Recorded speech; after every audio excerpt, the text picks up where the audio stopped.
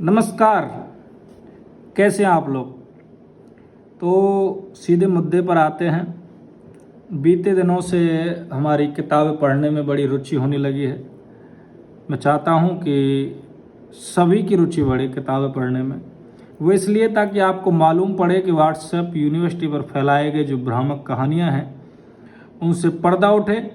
हमें मालूम पड़े कि पिछले जो पिछले जो दशकों में किस तरीके से राजनीतिक पार्टियां टूटी, किस तरीके से पीएम बनने के लिए जदोजहद की, संघर्ष किया, किस तरीके से संसदीय दल की बैठकें हुई, कौन कौन पीएम पद के उम्मीदवार रहे।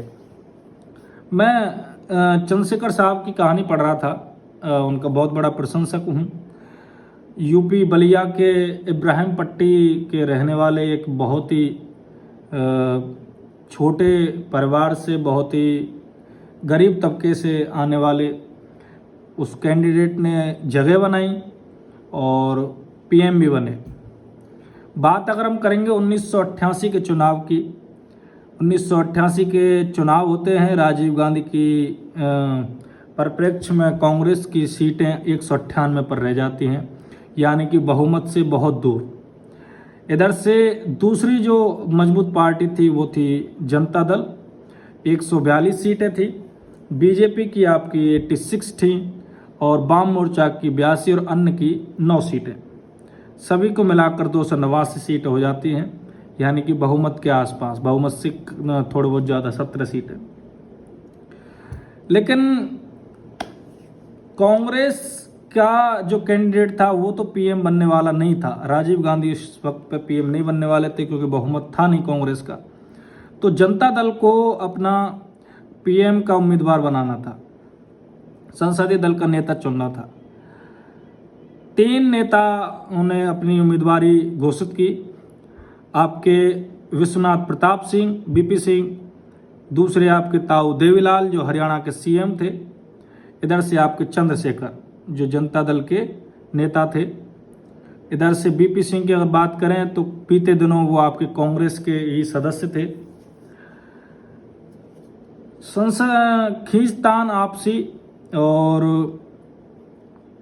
राजनीतिक प्रतिद्वंदियों की वजह से किस तरीके से चंद्रशेखर को यहाँ पर मात खानी पड़ी, वो देखना एक बहुत बड़ा दिलचस्प किस्सा है।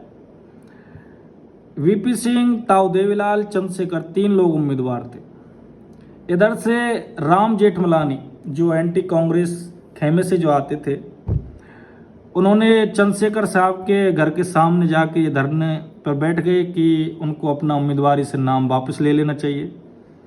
लेकिन जिस राम जेठमलानी से पंगा लेने से बड़ा नेता, बड़े से बड़े पॉलिटिशियन डरते थे, जब राम जेठमलानी जी चंद्रशेखर साहब के घर के सामने पहुंचते हैं, धरना प्रदर्शन करते हैं, तो चंद्रशेखर साहब के प्रशंसकों ने लात घूंसों से, चप्पलों से, जूतों से राम जेठमलानी साहब को पीटा, मारा, यहाँ तक कि कपड़े भी फाड़ दिए गए।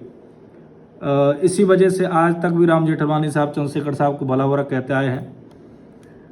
ये बात थोड़ा अलग है। फिर इसके बाद 1 दिसंबर 1989 को संसदीय दल की मीटिंग होनी थी और मीटिंग से पहले ही राजनीतिक गलियारों में एक दूसरे की खींचातानी और इधर से चंद्रशेखर को पीएम ना बनने के लिए किस तरीके से राजनीति की जाती है। पत्रकार आपके कुलदीप नैयर थे, अरुण नेहरू थे और उड़ीसा से आपके आते थे बीजू पटनायक साहब। तीनों ने रणनीति बनाई और ताऊ देवीलाल को उसमें रणनीति में शामिल किया। ताऊ देवीलाल उस समय पर हरियाणा के सीएम थे और लोकसभा का चुनाव भी जीत चुके थे। पुत्र मुंह में फंस गए थे, चाहते थे कि वो अपने पुत्र को बाद में सीएम बनाए। उनका राजनीतिक इसी प्रकार से चलती रहे। 1 दिसंबर 1989 को संसदीय दल की बैठक होती है और उसमें चंद्रशेखर साहब ये चाहते थे कि या तो वो खुद पीएम बने, अगर उनका समर्थन नहीं मिलता है तो वो चाहते थे कि ताऊ देवीलाल को पीएम बनाया जाए। बीपी सिंह को किसी भी हद तक वो पीएम बनाने के उद्देश्य में नहीं थे। लेकिन पाला इस तरीके से पलटा जब संसदीय दल की बैठक